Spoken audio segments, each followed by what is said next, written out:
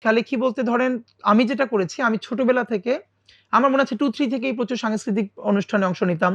এরপরে জাতীয় শিক্ষা সপ্তাহ, ইসলামিক ফাউন্ডেশন, শিক্ষা মন্ত্রণালয় থেকে বাংলাদেশে তখন প্রচুর সাংস্কৃতিক প্রতিযোগিতা হতো। ১ম এ যেমন কবিতা, বক্তৃতা, বিতর্ক, রচনা প্রতিযোগিতা এগুলোতে ১ম এ উপজেলা পর্যায়ে, তারপরে জেলা, বিভাগ, ঢাকা পর্যন্ত আনা হতো। তা আমার মনে আছে আমি আ ছোটবেলা থেকে এরকম আমার উপজেলা, জেলা, বিভাগে ফার্স্ট হয়ে ঢাকা পর্যন্ত আমি অনেকগুলো প্রোগ্রামে এসেছি।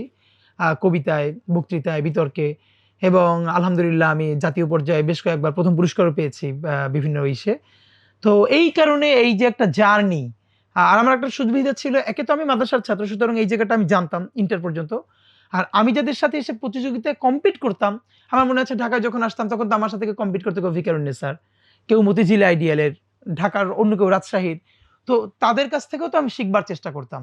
তো আমার নিজের সীমানা পাড়িয়েও আমি অন্যের সাথে যে মিশতে পারতাম, এইটা আমার জন্য আলহামদুলিল্লাহ একটা বড় লার্নিং এর জায়গা ছিল।